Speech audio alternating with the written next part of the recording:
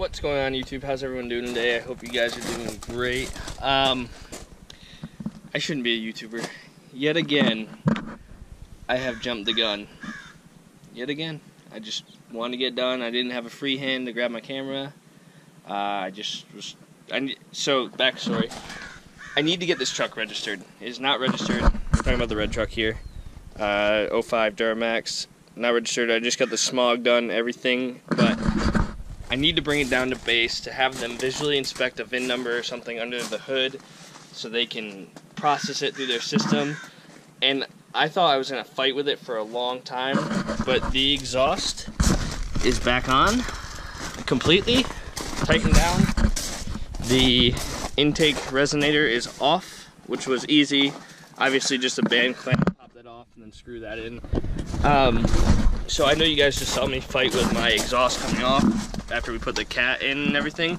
So what I did was, just to break it down for you because I'm about to do an oil change too, is I pulled the front pipe off and the cat off and everything, and then I slid the 5-inch front pipe up through the front here, and this midsection pipe that bends was still sitting in here, so I mated them up right here, and then I slid the back half over the axle and then put them in the hangers and slid them right into, I believe, right here, and everything slid together with a little bit of wiggling and all slid right together way faster than I wanted to, or I guess that I thought it was going to. But we have the exhaust mounted again. It's all sturdy. It's not going nowhere. So I wonder if I should put, no, I don't want to cut it. I have the tip off that truck. I could put it on here, 6-inch MBRP. Probably look pretty good. Anyways, I'm going to do a quick oil change on this. Maybe unload these axles that I have down here. I know it's a truck and can hold the weight, but it's squatting a little bit, and I'm sure I drive pretty far for work, so I don't want the mileage to suffer any. But it's got a little Cali lean going with all the weight in the back. Anywho, I'm going to drain the oil real quick, and then, yeah, fill it back up and we'll start it. Alrighty guys, I don't know how good you can see, but you're going to come down underneath the truck to do an oil change. And this thing really sucks in the dark. Let me see if I can get my phone out before I get too far. I believe it's like a 5/8 or a 16mm wrench. And you want to loosen this bolt up. Right here. I'll try to do this all at once. This is going to drain your oil pan.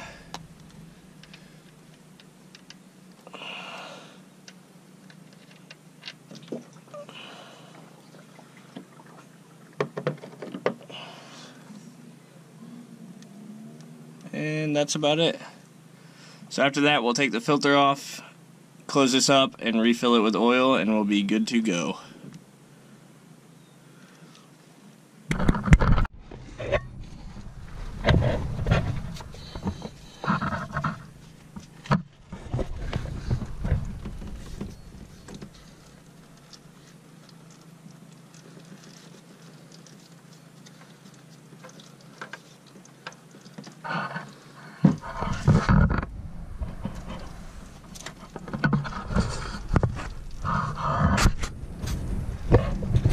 So one issue I have with the skid plates on this truck, I don't know if you can see, but one, the oil filter is right above the drive shaft and the cross member, so you usually cover everything in oil from that. And this is my first truck that had a skid plate on it, and this thing is catching all the oil and sending it everywhere. Not a fan of that. Just so you guys know, putting on a Wix filter on this one, they're about the same.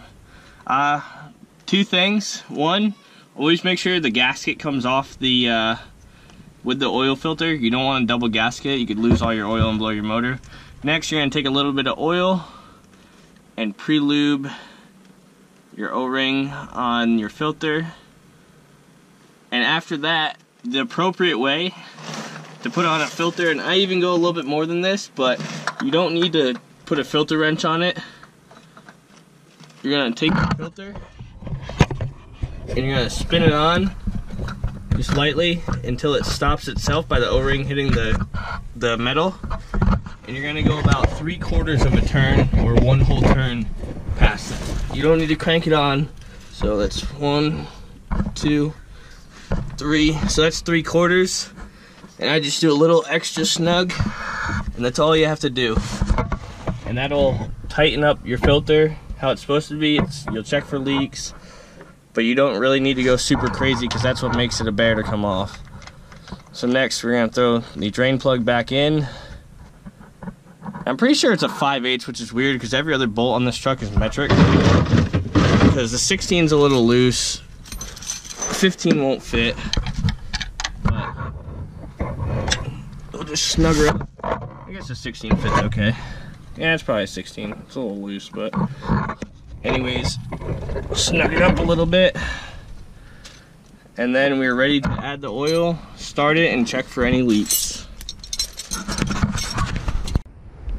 So in case you guys don't know, oil fill cap, and it goes right here. I don't know if you can see that. Right in front of the block. You can also use this spot to check for blow-by.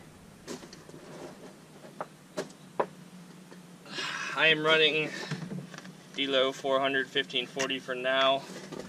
I'm gonna try some Senpico or whatever it's called in the near future when I get some time to order it for both trucks. Don't be like me, use the funnel.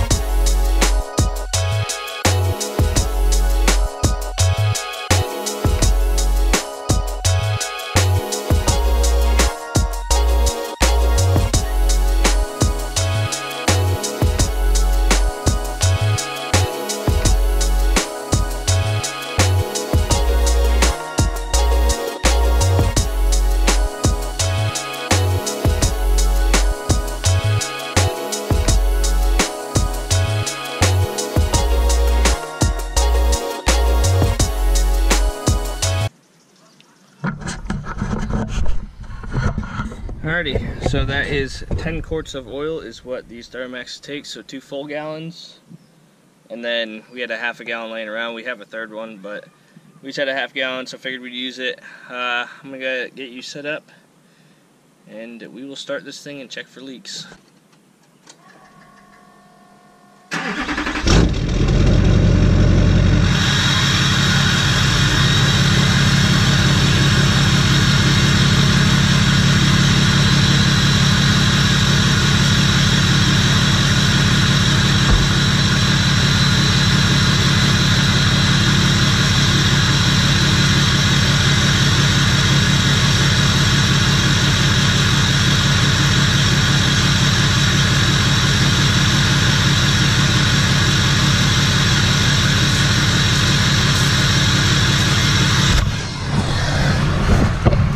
Alrighty guys, so basically, yeah, look for leaks. No oil leaks. We have oil pressure.